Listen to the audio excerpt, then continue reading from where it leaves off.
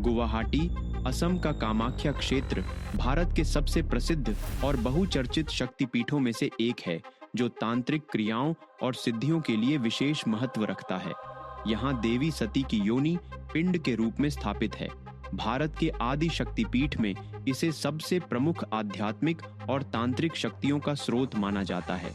लेकिन क्या आप जानते हैं कि कामाख्या के इस आदि शक्तिपीठ के अलावा भारत में झारखंड राज्य में एक और शक्तिपीठ है, जो अपनी तांत्रिक क्रियाओं और सिद्धियों की दृष्टि से कामाख्या के समान ही महत्वपूर्ण है। यहाँ एक सरकटी माता की विशेष तांत्रिक पूजा प्राचीन काल से चलती आ रही है।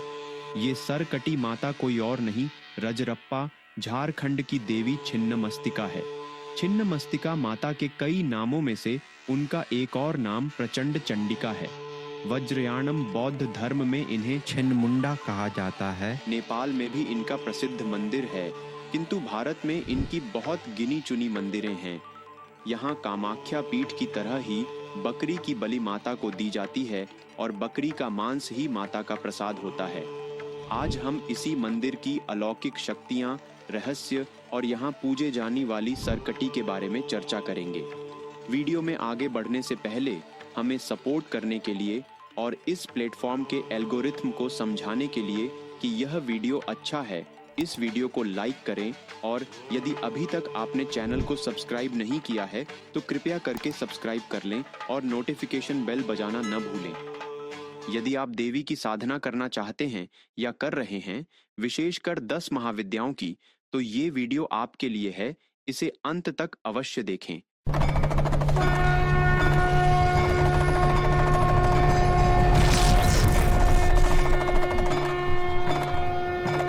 नमस्ते। ओम नमो श्री प्रचंड चंडिकाय।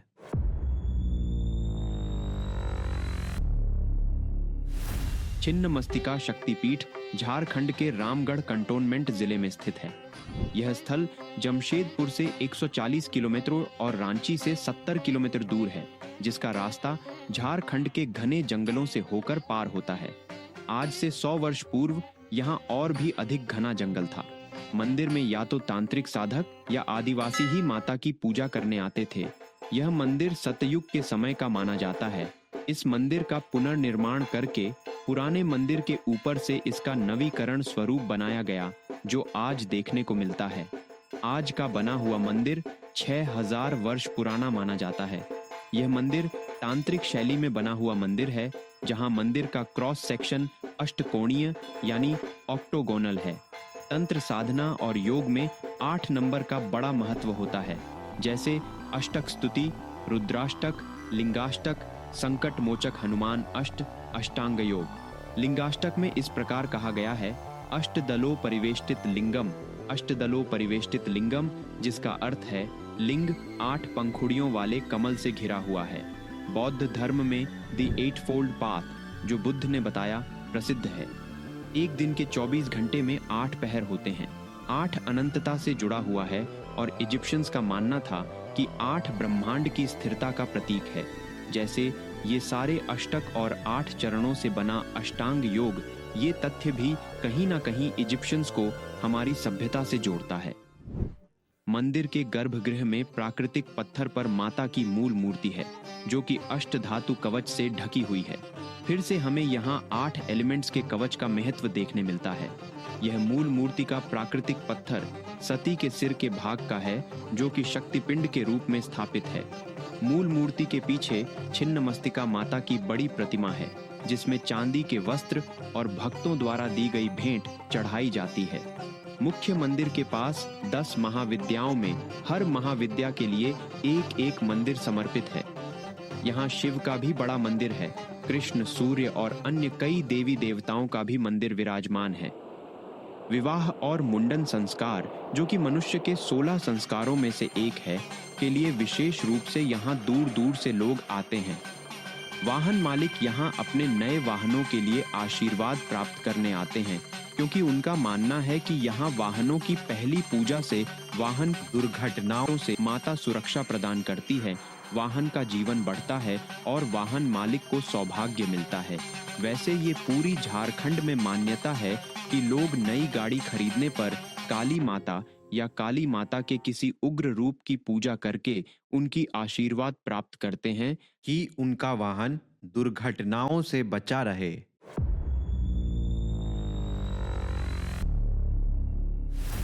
छिन्नमस्तिका को मनोकामना देवी के रूप में भी पूजा जाता है, जो मनुष्यों की सारी मनोकामनाओं को सिद्ध करती है।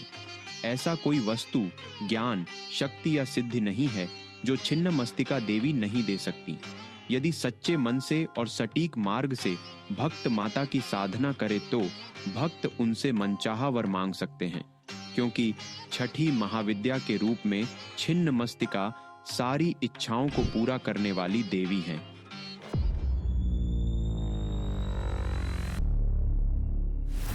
इस मंदिर की खास बात यह है कि यहाँ बरसों से माता को पशु की बलि चढ़ती आ रही है और इस मंदिर का प्रसाद वो चढ़ाया हुआ पशु बलि का मांस होता है। अधिकतर बकरी की बलि माता को दी जाती है। वैसे तो मिठाई, पेड़ा, लड्डू, खीर जो भी भक्त लाते हैं उसे यहाँ छिन्नमस्तिका देवी स्वीकार कर लेती है, परंतु जिनकी कुछ विशेष बड़ी मनोकामना होती है या जिन्होंने माता को अपनी मनोकामना पूर्ति के लिए बलि देना गच्छा होता है, वे व्यक्ति यहाँ अपनी इच्छा से बलि चढ़ाते हैं। हाँ, लेकिन तांत्रिकों द्वारा यहाँ अक्सर बलि दी जाती है। इस मंदिर में इतनी ज़्यादा भक्तों की भीड़ होती है कि दर्शन करने के लिए 4 से 5 घंटे लाइन में लगे रहना पड़ सकता है। विशेषकर शनिवार या नवरात्रि में यहाँ बहुत भीड़ होता है। मंदिर में प्रवेश करने के बहुत दूर से ही आपको आदिशक्ति माता की ऊर्जा का दिव्य अनुभव होने लगता है। ऐसा लगता है मानो आप किसी मिनी हिमालय में आ गए हों। मंदिर का संपूर्ण क्षेत्र और वातावरण बहुत ही शांत और अच्छा होता है। भैरवी और दामोदर नदी का संगम अत्यंत सुंदर प्राकृतिक ऊर्जा का केंद्र है। यह स्थल आपको आध्यात्मिकता की चरम ऊर्जा और एक दिव्यता का अनुभव प्रदान करेगा।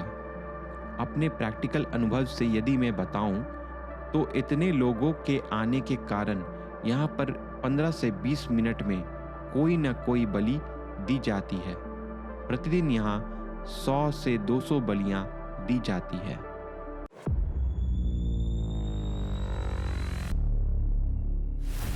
माता को चढ़ने वाली बकरी की पहले पूजा होती है, फिर उसे बलि के लिए लाया जाता है। बलि चढ़ाने और काटने को स्वयं से नहीं किया जा सकता।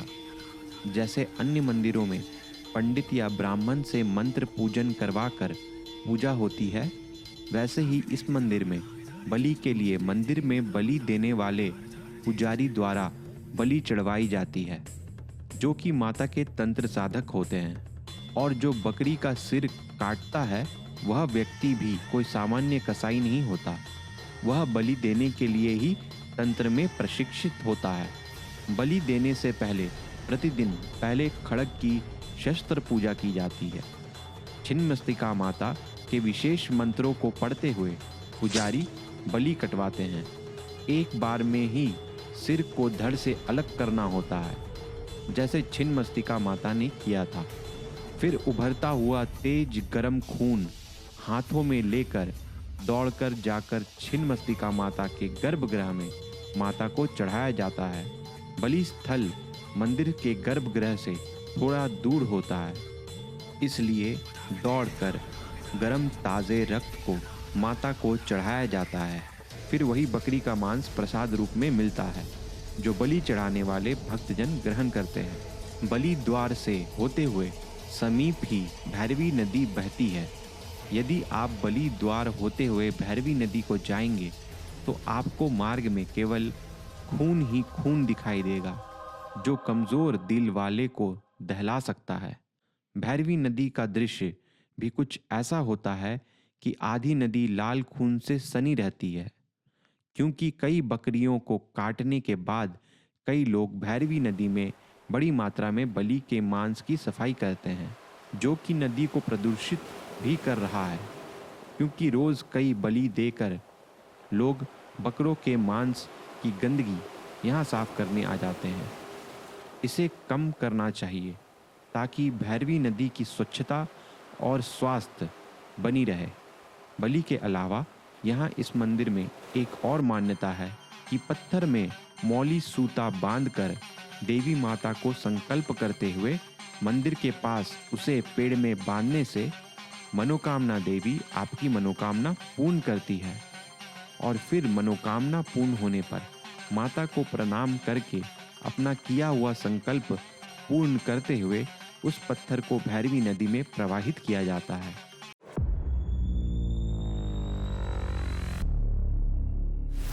यह मंदिर कामाख्या मंदिर की तरह तंत्र साधना के लिए तंत्र साधकों में बहुत प्रसिद्ध है। वैसे तो यह मंदिर देवी माता के अन्य सामान्य मंदिरों की तरह रात को ही बंद होते हैं, किंतु यह मंदिर सूर्यास्त के बाद लगभग 6 बजे के बाद यहाँ बाहर के पर्यटक या भक्त नहीं आते हैं, क्योंकि रात में यहाँ तांत्रिक अपनी तंत्र साधना करते हैं। पूर्णिमा, अमावस्या, विजयदशमी, महाशिवरात्रि आदि दिनों में यहाँ विशेष तंत्र साधना के लिए तंत्र साधक बंगाल, बिहार, झारखंड और नेपाल से आते हैं।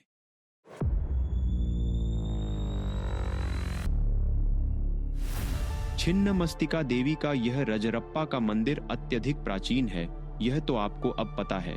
जब शिव का विवाह पार्वती से नहीं हुआ था, तब से यहाँ छठी महाविद्या छिन्नमस्तिका देवी की ऊर्जा तांत्रिकों और भक्तों का कल्याण करती आ रही है। स्थानीय मान्यताओं के अनुसार प्राचीन काल में छोटा नागपुर में रज नामक एक राजा राज करते थे। राजा की पत्नी का नाम रूपमा था। इन्हीं दोनों के नाम से इस स्थान का नाम रज रूपमा पड़ा, जो बाद में रजरप्पा हो गया। एक कथा के अनुसार एक बार पूर्णिमा की रात में शिकार की खोज में राजा दामोदर और भैरवी नदी के संगम स्थल पर पहुंचे। रात्रि विश्राम के दौरान राजा ने अपने स्वप्न में लाल वस्त्र धारण किए हुए तेज मुखमंडल वाली कन्या को देखा।